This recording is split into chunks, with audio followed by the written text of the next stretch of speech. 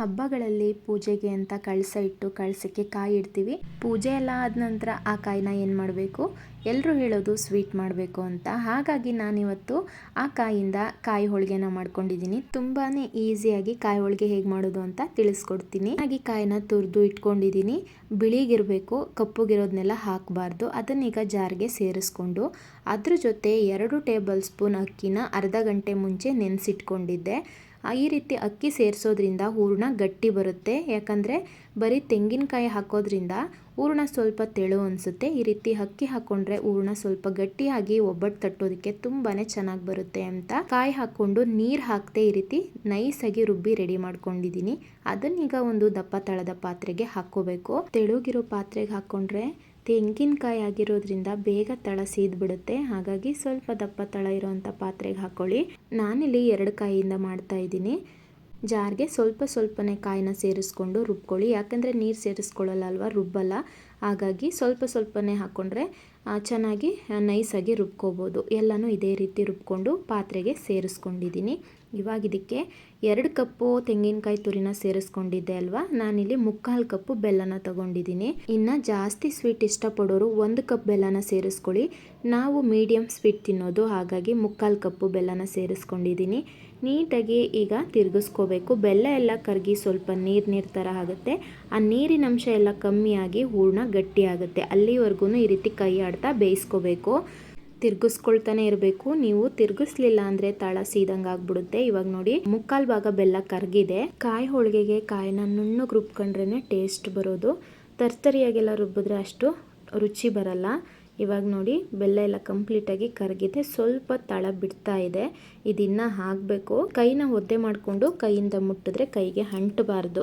ಕೈಗೆ ಅಂಟಲಿಲ್ಲ ಅಂದರೆ ಹೂರಣ ರೆಡಿಯಾಗಿದೆ ಅಂತ. ಇವಾಗ ಇದು ಆಲ್ಮೋಸ್ಟ್ ರೆಡಿ ಆಗಿದೆ. ಬಿಸಿ ಇರುತ್ತೆ, ಹುಷಾರಾಗಿ ನೋಡಿಕೊಂಡು ಮಾಡ್ಕೋಬೇಕು. ನೋಡಿ ಈ ರೀತಿ ಉಂಡೆ ಮಾಡಿದ್ರೆ ಬರಬೇಕು. ಬಿಸಿನಲ್ಲಿ ಮಾಡೋಕ್ಕಾಗ್ತಾ ಇಲ್ಲ ಅಂದರೂ ತೋರ್ಸೋಕ್ಕೋಸ್ಕರ ಮಾಡ್ತಾ ಇದ್ದೀವಿ. ನೋಡಿ ಈಗ ರೆಡಿ ಆಗಿದೆ. ನೋಡೋದಕ್ಕೆ ಎಷ್ಟು ಚೆನ್ನಾಗಿದೆ ಅಲ್ವಾ. ಈಗ ಸ್ಟವ್ನ ಆಫ್ ಮಾಡಿಕೊಂಡು ಸ್ವಲ್ಪ ಏಲಕ್ಕಿ ಪುಡಿ, ಹುರಿದಿಟ್ಕೊಂಡಿರೋಂಥ ಗಸಗಸೆನ ಹಾಕ್ಕೊಂಡಿದ್ದೀನಿ. ಬೇಕು ಅಂದರೆ ಸೇರಿಸ್ಕೊಳ್ಳಿ, ಬೇಡ ಅಂದರೆ ಸ್ಕಿಪ್ ಮಾಡ್ಬೋದು. ನೀಟಾಗಿ ಒಂದು ಸಲ ಮಿಕ್ಸ್ ಮಾಡಿ ಇದು ತಣ್ಣಗಾಗೋದಕ್ಕೆ ಬಿಡಬೇಕು. ಹೂರಣ ಈಗ ಕಾಯಿ ಒಬ್ಬಟ್ಟಿಗೆ ರೆಡಿ ಆಯಿತು. ಇದಕ್ಕೆ ಬೇಕಾಗಿರೋ ಮೈದಾ ಹಿಟ್ಟನ್ನ ಕಲಿಸ್ಕೋಬೇಕು ಅಂತ ನಾನಿಲ್ಲಿ 1 ಕಪ್ಪು ಮೈದಾ ಹಿಟ್ಟಿಗೆ ಸ್ವಲ್ಪ ಅರಿಶಿಣ ಸೇರಿಸ್ಕೊಂಡು ಮಿಕ್ಸ್ ಮಾಡಿ ಸ್ವಲ್ಪನೇ ನೀರು ಹಾಕ್ಕೊಂಡು ಕಲಿಸ್ಕೊಳ್ತಾ ಇದ್ದೀನಿ. ನಾರ್ಮಲಾಗಿ ಬೇಳೆ ಒಬ್ಬಟ್ಟಿಗೆಲ್ಲ ಸ್ವಲ್ಪ ತೆಳು ಕಲಿಸ್ಕೊಳ್ತೀವಿ, ಆದರೆ ಕಾಯಿ ಒಬ್ಬಟ್ಟಿಗೆ ಸ್ವಲ್ಪ ಚಪಾತಿ ಹಿಟ್ಟಿನ ಹದಕ್ಕೆ ಕಲಿಸ್ಕೋಬೇಕು. ಈಗ ನೋಡ್ತಾ ಇದ್ದೀರಲ್ಲ, ಇಷ್ಟು ಗಟ್ಟಿ ಇರಬೇಕು. ಯಾಕಂದರೆ ಇದು ಕಾಯಿ ಹೋಳಿಗೆ ಆಗಿರೋದ್ರಿಂದ ಆ ಹೂರಣನೂ ಸ್ವಲ್ಪ ತೆಳು ಇರುತ್ತೆ. ಅದ್ರ ಜೊತೆ ಮೈದನೂ ತೆಳುಗೆ ಮಾಡ್ಕೊಂಡ್ಬಿಟ್ರೆ ಒಬ್ಬಟ್ಟು ತಟ್ಟೋದಿಕ್ಕೆ ಬರಲ್ಲ. ಹಾಗಾಗಿ ಸ್ವಲ್ಪ ಗಟ್ಟಿಗೇನೆ ಇದ್ದರೆ ಒಬ್ಬಟ್ಟು ತುಂಬ ಚೆನ್ನಾಗಿ ತಟ್ಕೋಬೋದು. ಸ್ವಲ್ಪ ಎಣ್ಣೆ ಹಾಕಿ 2 ನಿಮಿಷ ಚೆನ್ನಾಗಿ ನಾದ್ಕೊಂಡು ಮತ್ತೆ ಮೇಲೆ ಎಣ್ಣೆ ಸವರಿ ಪ್ಲೇಟ್ನ ಮುಚ್ಚಿ ಇದನ್ನು ನೆನೆಲಿಕ್ಕೆ ಬಿಡಬೇಕು. ಈ ಕಡೆ ಹೂರಣ ನೋಡಿ ಕಂಪ್ಲೀಟಾಗಿ ತಣ್ಣಗಾಗಿದೆ. ಹೂರಣ ಪರ್ಫೆಕ್ಟಾಗಿ ಬಂತು ಅಂದರೆ ಒಬ್ಬಟ್ಟು ಕೂಡ ಚೆನ್ನಾಗಿ ಬರುತ್ತೆ ಅಂತ.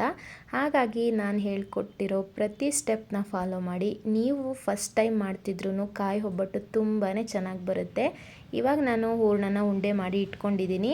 ಈ ಕಡೆ ಮೈದಾ ಹಿಟ್ಟು ಕೂಡ ತುಂಬ ಚೆನ್ನಾಗಿ ನೆಂದಿದೆ, ನೋಡ್ತಾ ಇದ್ದೀರಲ್ಲ. ಈಗ ಸ್ವಲ್ಪ ಮೈದಾ ಹಿಟ್ಟನ್ನ ತೊಗೊಂಡು ಈ ರೀತಿ ಕೈಯಿಂದನೇ ಪ್ರೆಸ್ ಮಾಡ್ಕೋಬೇಕು. ಹೂರಣ ಜಾಸ್ತಿ ಇರಬೇಕು, ಮೈದಾ ಹಿಟ್ಟು ಕಡಿಮೆ ಇರಬೇಕು. ಎರಡನ್ನೂ ಸಮ ತೊಗೊಂಡ್ರೆ ಒಬ್ಬಟ್ಟು ಟೇಸ್ಟ್ ಚೆನ್ನಾಗಿರಲ್ಲ.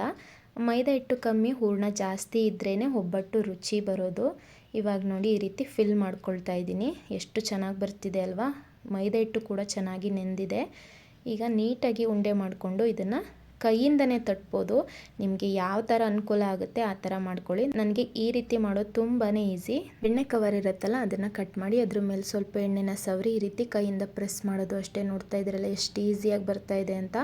1-2 ಸಲ ಒಬ್ಬಟ್ಟು ಹಾಳಾದ್ರೂ ಆಮೇಲೆ ಚೆನ್ನಾಗೇ ಬರುತ್ತೆ. ಮನೆಯಲ್ಲಿ ಮಿಸ್ ಮಾಡದೆ ಟ್ರೈ ಮಾಡಿ. ಎಷ್ಟು ತೆಳುಗ್ ಬೇಕಾದ್ರೂ ನೀವು ಕೈಯಿಂದನೇ ತಟ್ಕೊಂಡು ರೆಡಿ ಮಾಡ್ಕೋಬೋದು. ಸ್ವಲ್ಪ ಕೈಗೆ ಎಣ್ಣೆ ಹತ್ಕೊಂಡು ಮಾಡ್ಕೊಳ್ಳಿ, ತುಂಬ ಈಸಿಯಾಗಿ ತಟ್ಕೋಬೋದು. ಇವಾಗ ರೆಡಿ ಆಯಿತು ನೋಡಿ. ಕವರ್ ಮೇಲಿಂದನೂ ತುಂಬ ಈಸಿಯಾಗಿ ಬರ್ತಾ ಇದೆ. ಇವಾಗ ದೋಸೆ ತವ ಚೆನ್ನಾಗಿ ಬಿಸಿಯಾಗಿದೆ. ಅದ್ರ ಮೇಲೆ ಇದನ್ನು ಹಾಕ್ಕೊಂಡು 2 ಸೈಡು ಬೇಯಿಸ್ಕೊಳ್ಳೋದು ಅಷ್ಟೇ. ಇವಾಗ ನೋಡಿ ಬಿಸಿ ಕಾಯಿ ಒಬ್ಬಟ್ಟು ರೆಡಿ ಆಯಿತು. ತುಂಬ ಈಸಿಯಾಗಿ ಕಾಯಿ ಹೋಳಿಗೆ ಮಾಡೋದನ್ನು ತಿಳಿಸ್ಕೊಟ್ಟಿದ್ದೀನಿ. ಈ ವಿಡಿಯೋ ಇಷ್ಟ ಆಗಿದ್ರೆ ಲೈಕ್, ಶೇರ್, ಕಮೆಂಟ್ ಮಾಡಿ. Thanks for watching.